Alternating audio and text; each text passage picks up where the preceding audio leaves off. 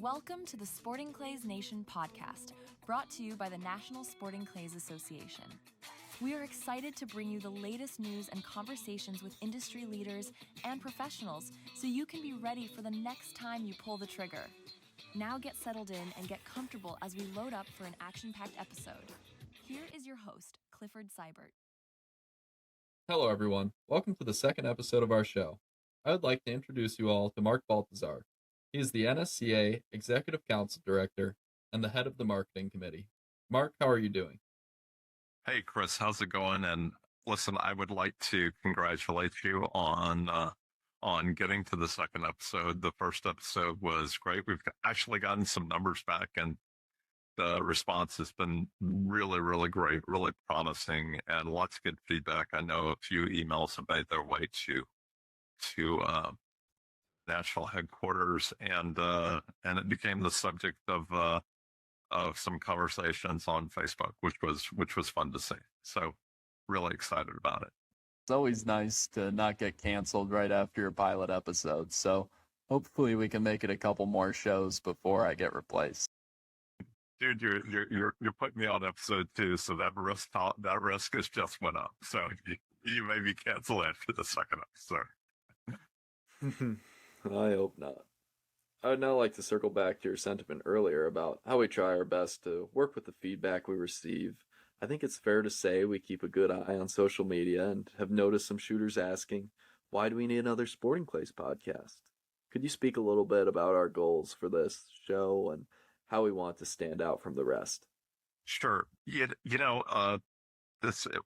one of the things we looked at back in January, we have a national EC meeting every year in San Antonio in January. All 50 members from across the country come in and dig into where we want to go as an organization. What do we want to do? Lots of committees.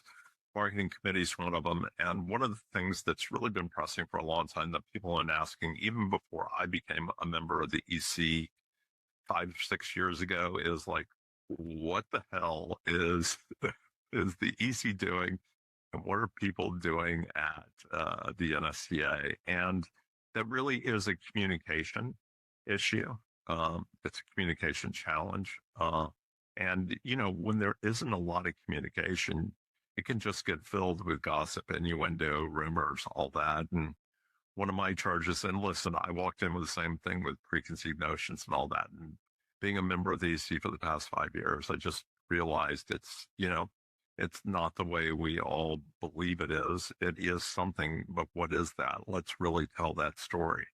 And so over the past few years, we've been evolving the NSCA, working on rules, working on our marketing programs, just working across to try to evolve the organization. And communication is one of the big things we hear about. So we were, the marketing committee took it on themselves to look at how we communicate. And we're really working on a lot of things.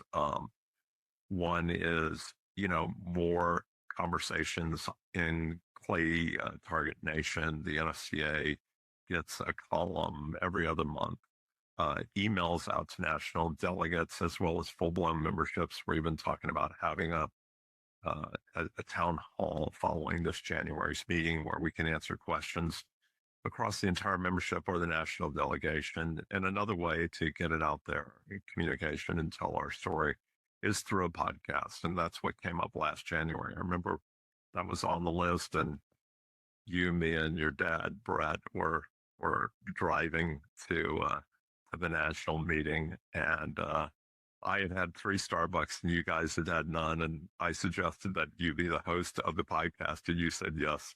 And then the next day after you had some sleep, you said, what the hell did I agree to? But here you are. And I'm really, really grateful for you doing it. It's a big effort that people, unless you're a podcaster, you don't realize. Getting people, arranging schedules, doing a lot of work, and you're doing this all voluntary, and trying to run a club up at Northbrook. So I really appreciate you doing it. So the reason we wanted to do it was, why do we need another podcast? Well, we don't need one, but for the NSCA, we believed we needed our voice to be heard and us to own the content and to be able to share it the way we want. I think we have a reach probably a reach just as much as other podcasters do, but we have sponsors. We have lots of people that are out there that really partner with us, and we want to share their voice.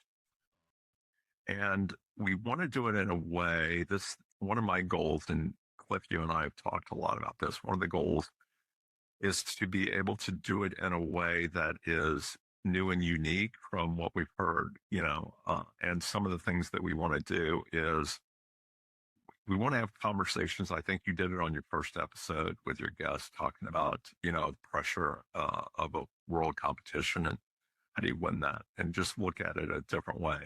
I'm thinking like, I want to bring on manufacturers of guns and ammo and not just use it as a commercial for them, but have really listen in on a conversation between the two of them about shotguns. So they can certainly talk about their brand, but what do they know as manufacturers of ammo or shotguns or whatever it is, clay, whatever it is, and just listen in on that conversation, really have you probe them and hopefully uncover, things that we might have not known or different aspects, and just give us a different point of view. Couple of things I was thinking, like, why don't we bring two like target setters who set targets and have completely different philosophies on how to set targets? Let's bring Neil Chadwick and Rick Hemingway on and have a discussion about that. And who knows what comes out of it. I love that idea. So, all the way to like, I want to bring on the guys from Dead Pair, and I want to bring on Justin Barker on separate podcast and have them talk about what the experience is like and what their insights are. I mean, at the NSCA, we're a nonprofit. We are not heroes, so we don't need to advertise. We don't need to be beholden to advertisers. Let's just put everything out there. And I think, like, I want to promote, and I want us all, the organization wants to promote everybody and everything clays, everything sporting clays. So like, podcasters, bring them on. Let's talk to them. Let's promote their podcasts. The more, the merrier. So that's what I was thinking. I think we just become sort of the central, sort of like nonprofit, little sort of content organization for the sport. So here we are. I'm really looking forward to the outreach with all of our members by having a call-in segment like a radio show. I'm looking forward to doing that in some upcoming episodes. Getting some different voices from our viewers will be interesting since everyone has different experiences shooting and no one can know what it's like to be in anyone else's shoes. So if we can introduce those questions to our professional guests, we can hopefully get some perspective and tips that can help anyone who may be at the same stage in their shooting as the caller. This dynamic between the caller and the guest will help market whatever our guest is an expert on in a unique way. Yeah, and the other thing to remind all of our members is, this is being funded by marketing dollars. This is your podcast. If you want to hear something, let us know. If you want us to shut up, let us know. We're good all the way around. We really want this to be something that the membership appreciates and wants.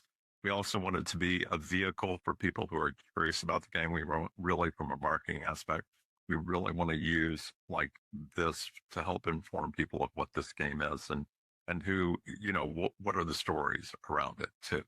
And speaking of stories, Cliff, like, you're going to be our sort of lead host of storytellers over time, but you've made a commitment for a year. We're going to hold you to that. But in the meantime, we need to be finding, host, and we're going to be doing that over the next few months, and maybe we'll bring a co-host with you in for a while and then figure out what that transition. My idea would be it would be 3 or 4 hosts that we could then not put the burden on one single person to do it. But that's something that we're going to explore. We got to see, well, like you said, we got to see if we'll even be here in a year or not. So who knows? Yeah. So that's the story. Yeah. And we spoke before the show began, and you wanted the viewers to be able to give us direct feedback about the show. How can they contact you? Yeah, if you have any thoughts or anything, you can reach out to me on my NSCA email, which is nscachairman at nssa-nsca.com. And I think you'll put that in the show notes, Cliff. Yes, I will add it in the description, and hopefully your mailbox won't get overloaded. I welcome it. It's great. I seriously love getting feedback. I get the occasional feedback on things that we're doing. It really is helpful. I mean, another communication thing, speaking of feedback, is we put a survey out to the 170 whatever national delegates there are who represent the entire membership across, all 50 states. We did a survey out for them, about what they wanted, how they could help, all kinds of stuff as a communication. We got a lot of great input from them, as well as a lot of follow up. So that's giving us sort of a list of some of the things that we're going to look at in January at our meeting coming up, our EC meeting. And so feedback is great. I greatly appreciate good, bad, and ugly. I'll take it all, So yeah, it's good. That's the way it should be. Is there anything else you'd like to talk about?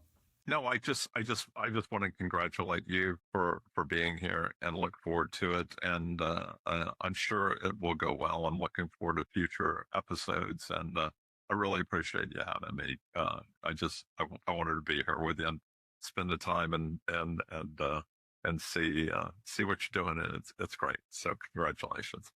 Well, thank you for all the continued support. My goal is to make the show better and better and work with the feedback we receive. To really grow, give it to somebody and put it in the right hands, and hopefully it'll be a great thing for the NSCA. Great. I look forward to it, Cliff. It was so nice talking to you, Mark, and I'm sure we'll have plenty more episodes together in the future. We will. I look forward to the next one, man. Have a great rest of your day, Mark. Thanks for being on. I hope you all enjoyed our opening conversation with Mark as much as I did.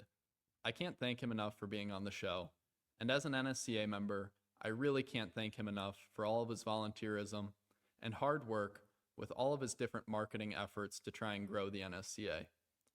Not only does he try and grow the NSCA to be as competitive and as large as possible, but he has also helped create so much great content that has really boosted the value for our existing members.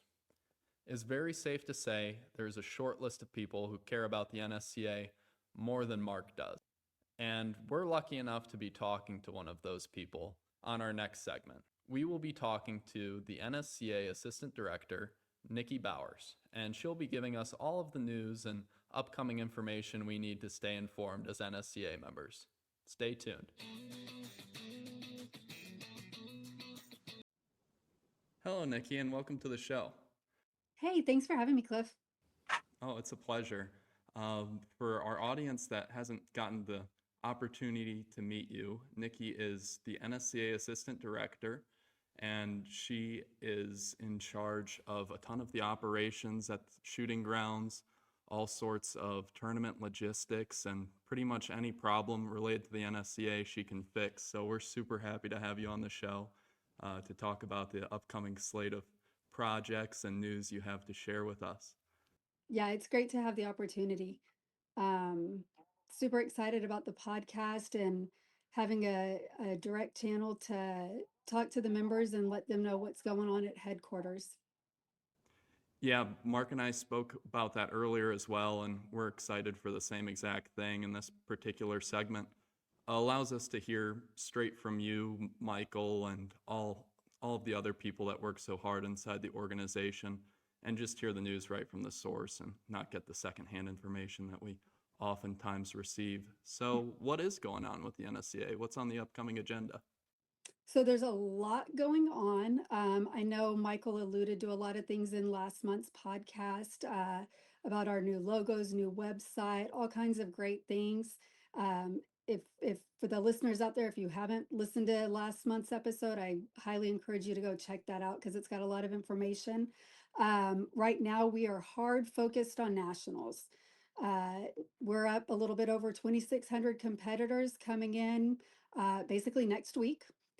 So nose to the grind, getting ready for all of that. We've got our great team of target setters, outside logistics, trap manufacturers. They're all going to be here this weekend. Start working hard to set courses on starting on Saturday. We've got long range, Lincoln Traps, Laporte, GP, Mattarelli. New to the team is Atlas Traps coming in. Score Chaser, of course, is coming in next week to start everything with registration. So Just really hard focused on all of that, all of the exciting things that we're going to bring to you guys throughout the course of the event. Our Top Gun shootout, always a fan favorite on Friday night. The shooters are posted in the program that's online on mynsca.com under National Championship. We've got our North versus South shootout on Saturday, which is our take on a pro-am. Still determining who those amateurs are, but we'll have those chosen soon and reach out to those guys. Of course, the excitement of the Pro Squad. We just closed out the Pro Squad auction. The winners have been notified. The squatting will be updated on the website here shortly. But I'm very excited to announce that we've raised, I believe what was a record this year, right at $24,000 from the auction. Half of those proceeds go to the USA Sporting Clays team to help fund next year's travel. And then the other half will go back to the men's and women's respectively payouts during the nationals to help increase the payouts for those guys. So lots of fun and exciting things for nationals. That's awesome. It's such a great shoot. There's no tournament really like it because all those things you've mentioned are all additions that you don't even see on our championship tour, like your North versus South shoot off, all the dinners you guys do. It's just a huge project that's put on, and the vendor row is incredible. So even if you're a member and you weren't looking to shoot, even though we'd encourage you to go and shoot, you could go shopping. There's a line of 30 stores and tents, and anything you could need for your shotgun shooting is there. So just from a shopping point of view and to see everyone, it's like shotgun Disneyland for sure. That's exactly what I always tell everybody. It's Disney World for grown men and women. But yeah, I've already had so many people reach out to me that aren't even coming to shoot nationals, and they're literally coming just to shop, just to buy a new shotgun or demo the latest shotguns. The newest in eyewear, ear protection, all of it. They're super excited to just come see everything. It's awesome. It's an event like no other. One event that's pretty close to it though is our US Open, and I saw that the finalists have just come out. Who are those clubs that are left? So during the delegate meeting on Wednesday night of nationals, they will be voting between Covey Rise, M&M Sporting Clays, and Quail Creek. So those three clubs have been invited to come do a presentation for the delegates in the EC. And then right after the presentation, the EC will go straight into voting. And by the end of the night, we'll know where the 2027 US Open will be held. And then the next day, if not that night, let the membership know. All of three of those clubs are spectacular, so that shoot's definitely going to be in good hands. Yeah, no matter what, the membership will win. Yeah, that's for sure. And then you also had some news about the World English. Yeah, believe it or not, the World English is literally right around the corner for next year. It's already in April, April 22nd to 26th to be exact. So I was actually teasing with somebody here in the office this morning. Over half of the emails I've had over the weekend were about the World English. So even though we're in the throes of nationals, World English is biting on my heels. We are actually going to be opening some extra days on some of the side events. When Casey and her team get here, we're going to discuss the logistics of that and then email out the participants those open days so that we can help alleviate some of the wait list for the events. Great problem to have. Well, it's not even a problem. Great opportunity to expand the event. That just means people are really getting to learn what our World English Championship is and wanting to take part in it. It picks the best shooter, that's for sure. We talked about in the last episode, there's no tournament that's quite as difficult because on top of the 200 target main event, you have a super final, super exciting in its own way, and all of the best shooters across the world come and shoot it. It's really the crown jewel of sporting clays. It's really exciting to see it get to go to the National Shooting Complex because you guys do such a great job with it. Well, thank you. Yeah, we're excited to host it again this year. In 2027, it'll go back to England, and then 2028, it'll be back here in the States and open to another club here in the States. That'll be something that we start the process on next year as well. Very nice. Very nice. Mhm. We'll get some good clubs running for that, I'm sure, as well. Always do, always. Then also, you had a request to our members about renewals. It's about that time of year where they have to start sending them in, right? Yes, yeah. Over the weekend, our first batch of renewals went out to everybody. Um, I always, as always, urge you to renew. When you renew now, it covers everything for 2026. If you go to a shoot without renewing next year, your scores don't count. So it's very important to renew before you go to that first shoot of the year. And the easiest way to renew is just to go online, correct? Oh, absolutely. MyNSCA.com, go to members and then click on renew. It's that simple. I'll share the link in the bio for that so anyone Perfect. listening can make it one-stop shopping and renew while they're here.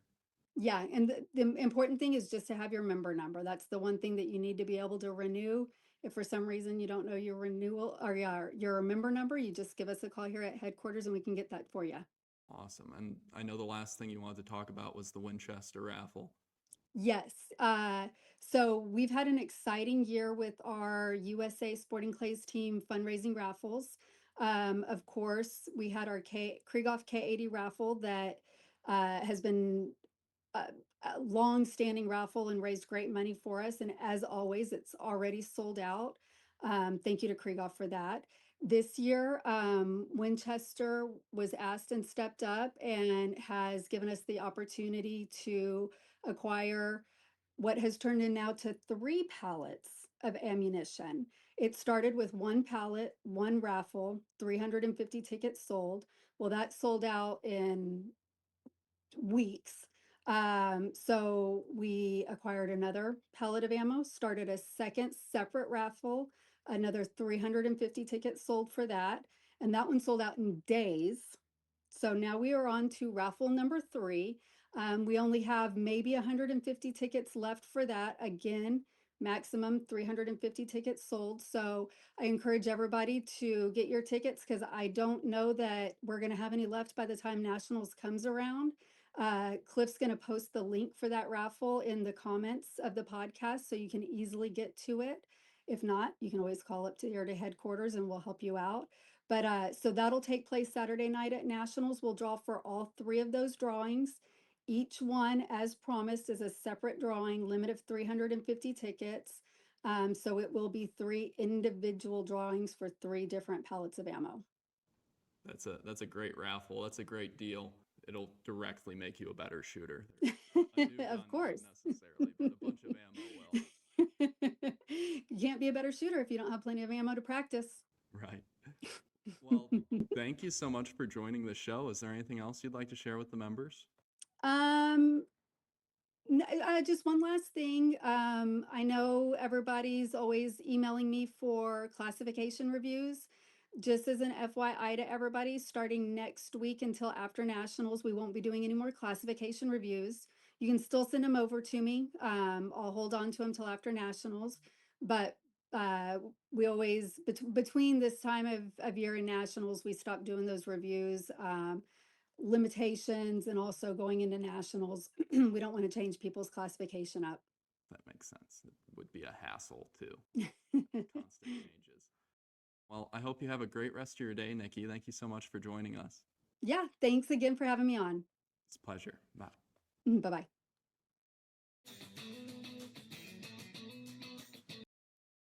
Now that Nikki has caught us up to speed with what's going on within the NSCA, we can jump into our next segment.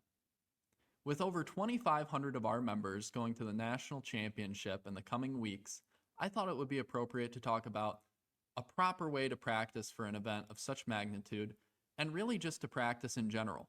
So we brought on 2 of the most accomplished shooters in American history, Gebben Miles and Karen Miles, to talk about how they break down a practice and how they make it productive. Stay tuned for that interview.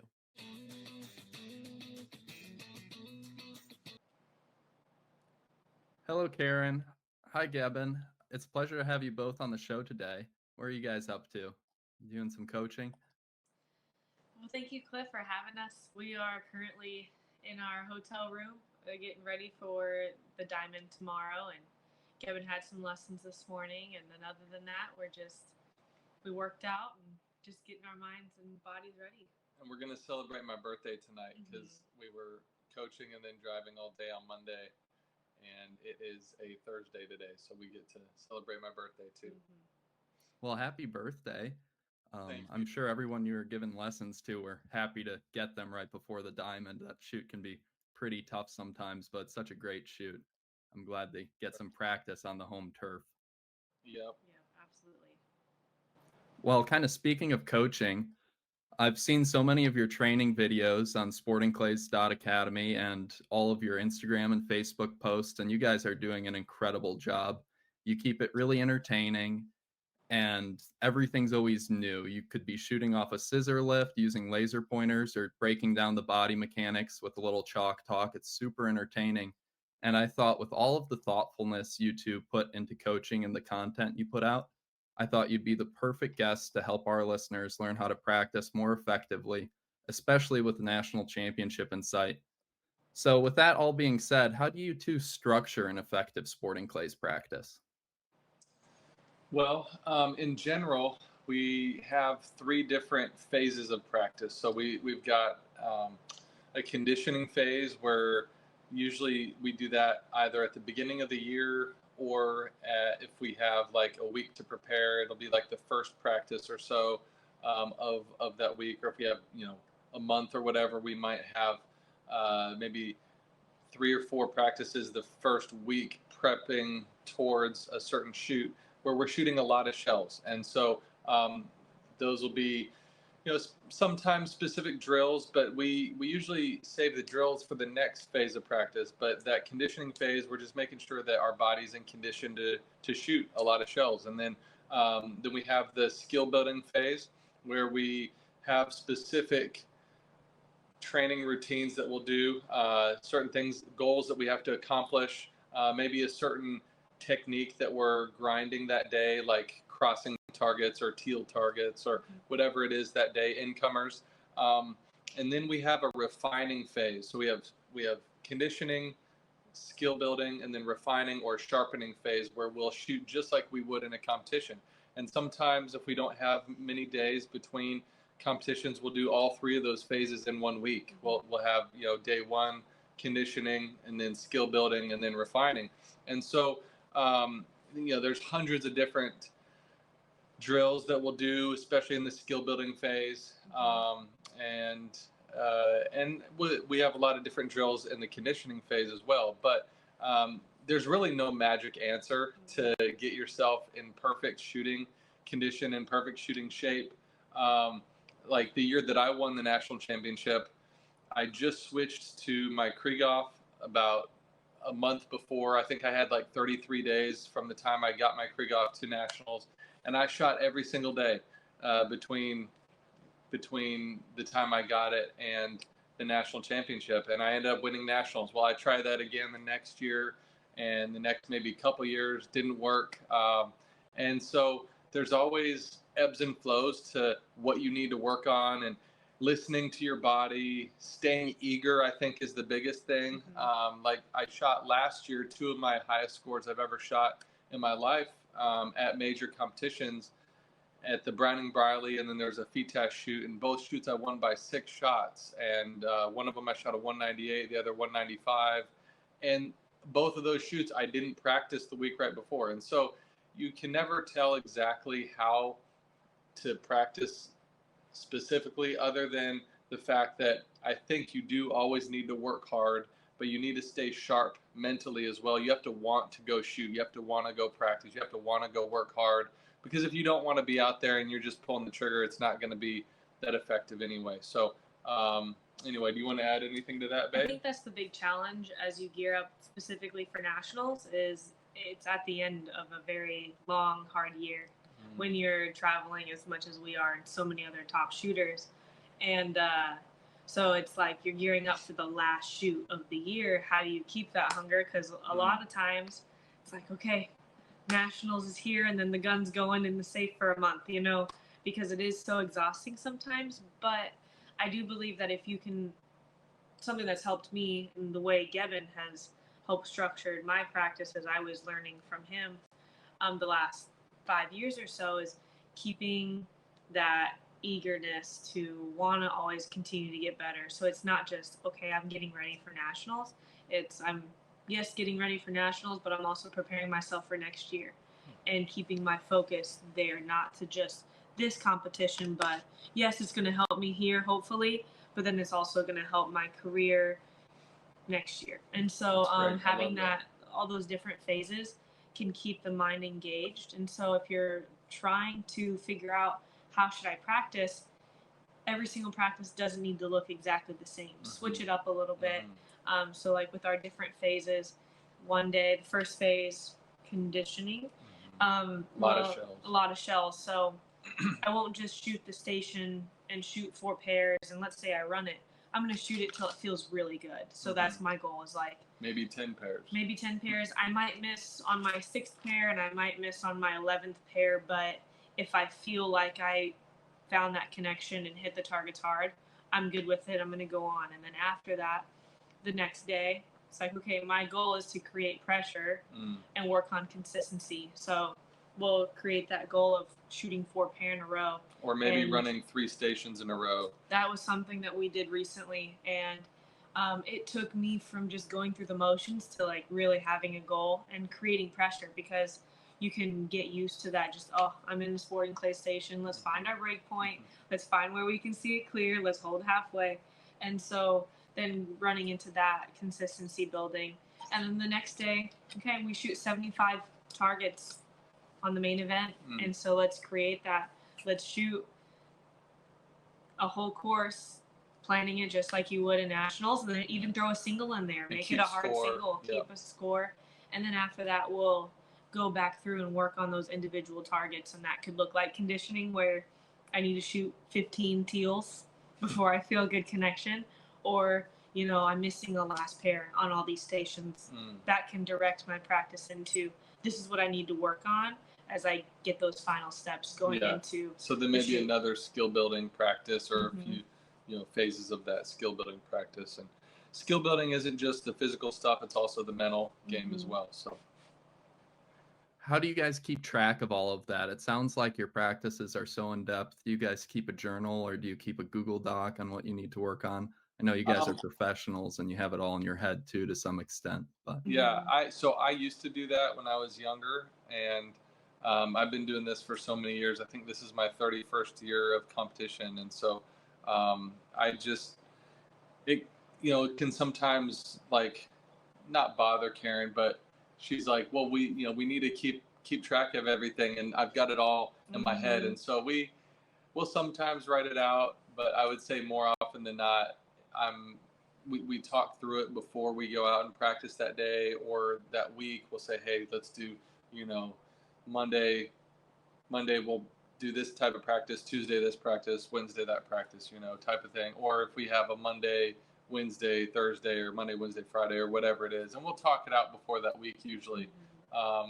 And it would probably be beneficial to keep all that journalized. I know I used to do that, and I have pages back at my parents' house in a box somewhere, I'm sure, of stuff I used to write out in my shooting journal. But I do keep track of certain things, like on my notes in, just on my phone, and design practices certain ways and whatnot, especially like when we're out on the farm at Karen's parents' family's farm.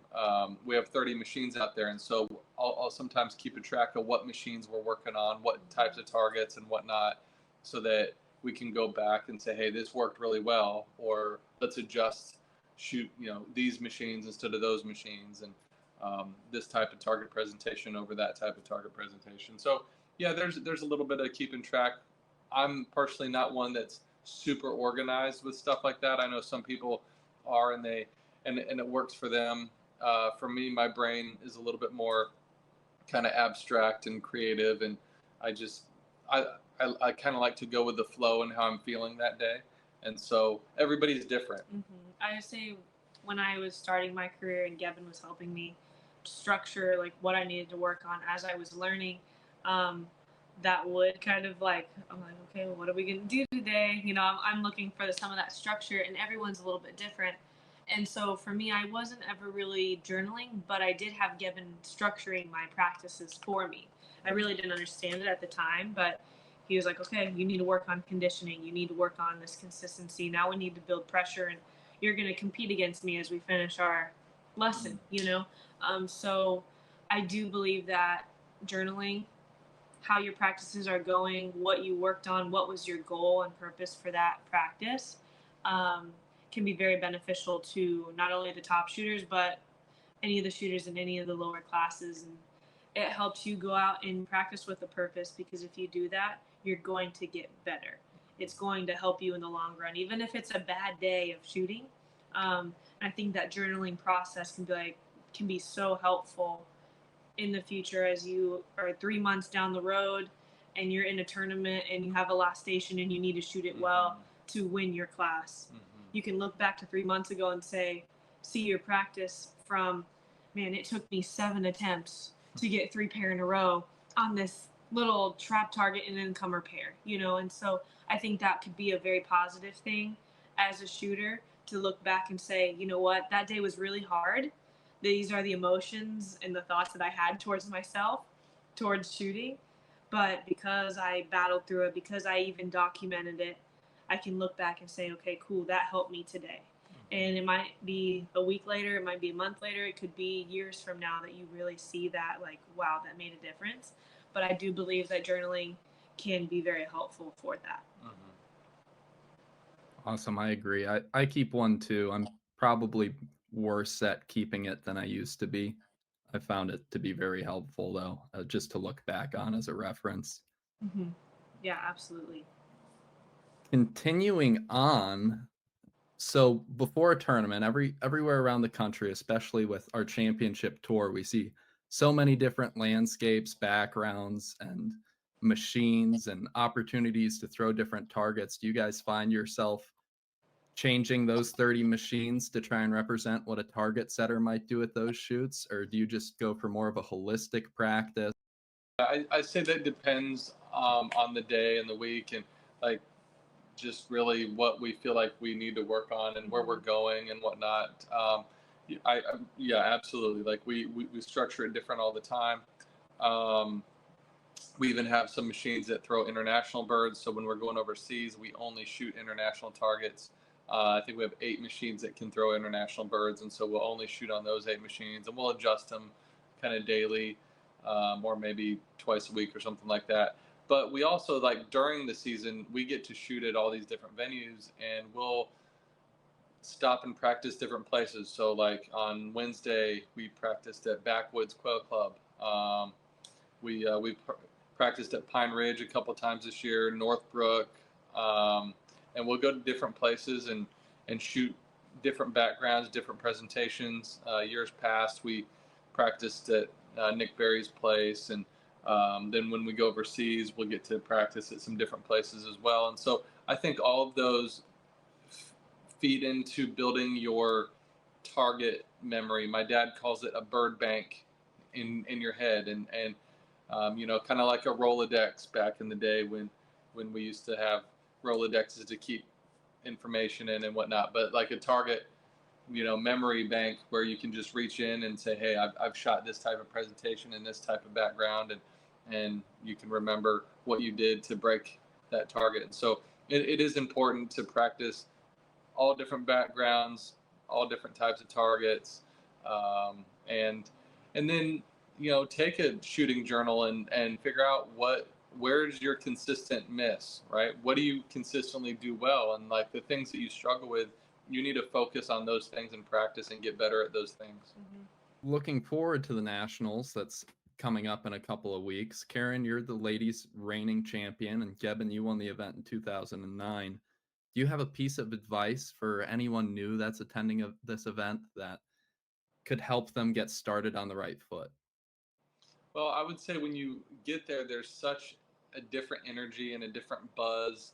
And I think people feel that and they put a different pressure on themselves and they don't do what they normally do, what got them there.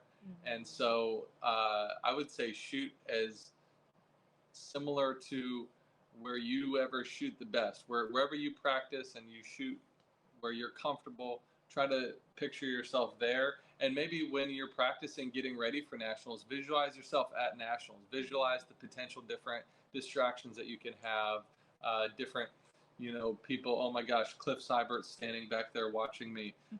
Different people that have, just a different presence about them, or maybe visualize carts driving by and whatnot, and just different scenarios that you could potentially face that are new as well, and picture yourself shooting well under those different emotions, those different environments and whatnot. But just enjoy it. I mean, it's a great tournament. It's a great event, and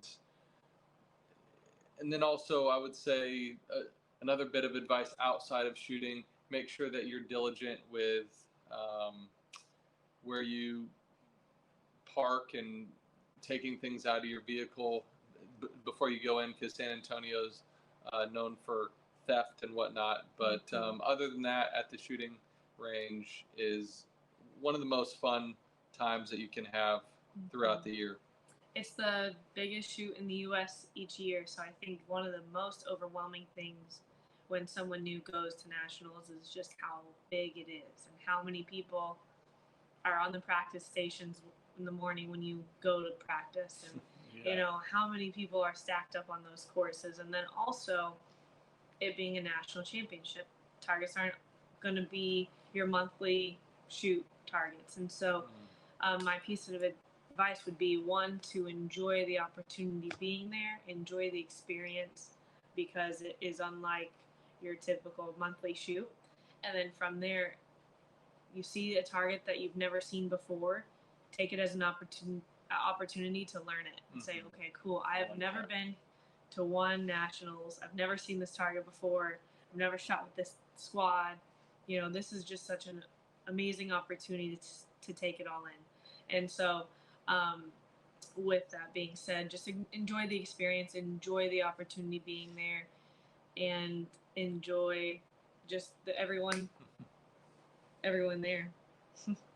That's a great point. I think it's so true too, because even if you struggle a little bit, well, now you're going to be prepared for the next time. If they threw a target that you weren't ready for, it's probably going to be thrown again next year, but now you have a chance to learn from it all and get better. It's a good experience to learn from. Even at the time being, it might be a little frustrating. Absolutely. There's going to be another nationals. Like, that's the thing to keep in mind. Like, cool, this is maybe one of my first ones that I've ever been to, in learning the people, learning the targets.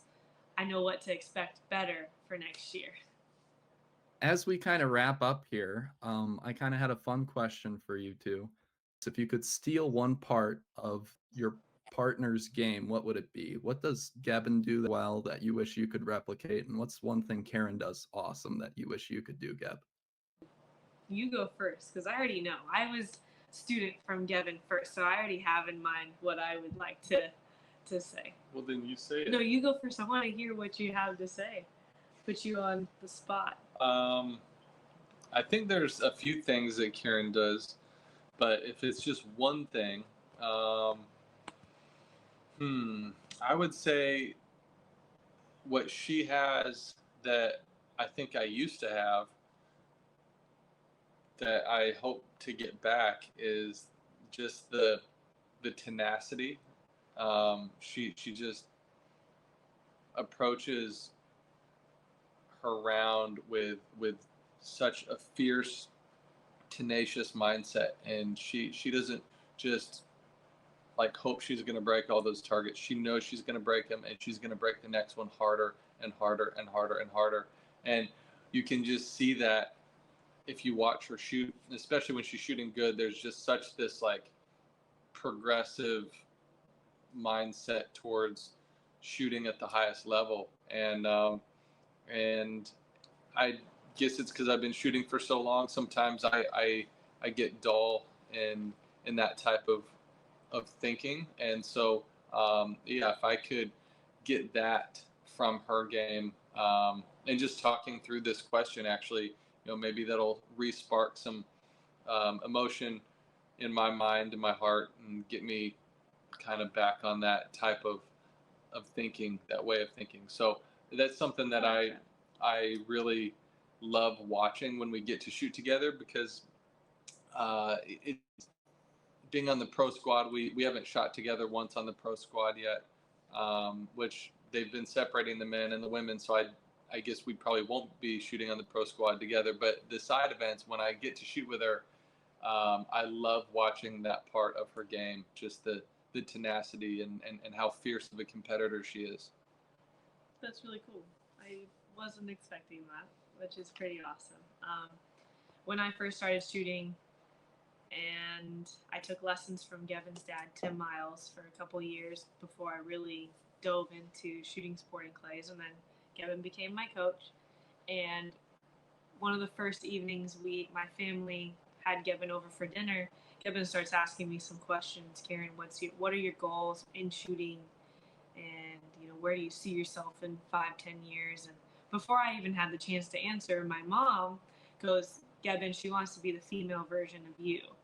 And it was absolutely true. As I was looking, the Lord laid this out incredibly, like where I couldn't even imagine it going the way it has, for me to get connected with Tim Miles, which then led me to get connected with Gebben, to be able to say, okay, who do I want to shoot like? And when I watched Gebben move the gun, I was like, that's what I want to do. So to that answer your question of what's something that Gebben has in his game, I pretty much structured my game to be so similar to Gebben. You look at us, we have similar pre-shots, the timing of everything, the way we mount the gun, I've structured all that. There is one thing, though, that Gebben does that I work to do, trick myself into doing, but the way he sees targets so clearly and quickly and can shoot targets quicker than most people with confidence and with aggression, but it still look effortless. You watch some people try to shoot really fast and they look like they're working hard. Gebben, on the other hand, can shoot targets very quickly and make it look like it's nothing. And so that's part of my game that I would still like to refine. And if I could have that, like on a quick true pair where I got to smack a teal early, Gebben, if I had to pick someone to shoot it, I'd pick Geb. That's awesome. I'm glad you two have that awesome dynamic together where you're always making yourselves better. And I'm sure it's just through the constant coaching and watching over each other's shoulder. And you two mentioned some really refined points to shooting. So I know you two will just get sharper and sharper as shooters as you continue to shoot. And I know you have both been doing it forever, but I only see you guys getting better and better. So it's fun to watch. I'm rooting for you guys in this upcoming tournament. Well, I feel like, she keeps me young. She actually hasn't been doing this that long. It seems like it, but this is only really her 5th year of trying to shoot at the highest level. And for me, even though I've been shooting 31 years, I would say trying to get to the highest level, it's probably been 25 years, which is a long time. And so hopefully her still kind of somewhat newness in the sport feeds into me and kind of revigorates my childlike anticipation to go out and shoot every day. So anyway, well, Cliff, thank you so much for having us. This has been an honor to be part of the podcast, and we're excited that you guys are doing this for our sport. Thank you guys so much as well. Is there anything you'd like to share with the audience, any upcoming projects or how they could reach you for coaching? Yeah, so we have Sporting Clays Academy, like you mentioned, Cliff. It's just sportingclays.academy. If you want to reach out to us through that platform or social media, Instagram, Facebook. And we have some really cool videos coming up.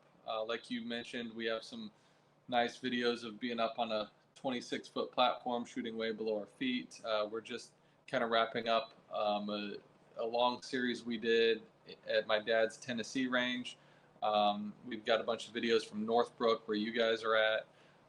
There's I think over 250 different videos up right now that you can go back and look through the archives, and we release a new one every week, or we try to anyway. And yeah, there's a lot of really cool things. Joe Finizzi's been on, I think, 22 episodes, and a lot of people enjoyed that. And so yeah, it's just a really cool thing to be a part of and to kind of give back to the shooting community, but still make a little bit of income on the side as well, because as you know, it's hard to be a professional shooter and make a living at this game. But it's we love it so much. I believe this is one of the best games ever invented, and it's something that I'll hopefully do for the rest of my life, and Karen will as well. Mm-hmm. Absolutely. The Sporting Clays Academy is an opportunity to continue to get instruction when you can't have a coach behind your shoulder every single day that you go out and shoot. And so that's ultimately, I think, our goal for Sporting Clays Academy is to always give someone the opportunity to go out and work on something. And one thing that was tremendous for me as I was learning from Gebben was I got to see him shoot. And that's something that Sporting Clays Academy offers, is you get to watch us both shoot. Yes, it's on a screen, so it's not like that in person, but we have over-the-shoulder shots. We have the shot cam footage. And so that gives a good opportunity to always have something to work towards. And that'll continue to be our goal, making those videos better and better. And then we obviously do our in-person lessons all over the place at these big regional events. We're on the road for a very long time, but we enjoy it. We love this game, and we honestly know and believe that the Lord has placed us in this community for a reason. Yeah, and yeah, if you do want to get together in person, we usually coach it either before or after a big shoot. So if you're going to be at a shoot that we're going to be at, let us know, and we'd love to schedule you. Well, thank you guys again. It's been a great episode, and I think our audience will greatly appreciate all of your guys' knowledge about how to have an effective practice, because I think a lot of people, including myself, just go out there and waste shells to some extent. And then we get frustrated when we do bad, and then we reflect upon it and we say, well, I don't think I practiced well enough. So I think they'll greatly appreciate you too. You guys are doing a wonderful job with your videos as well. Keep it up. Awesome. Thank you, Clifford. Thank you all for listening to the second episode of our show. Please feel free to reach out to either me or Mark about any feedback you have in regards to the show. And also, don't forget to like and subscribe. See you next time.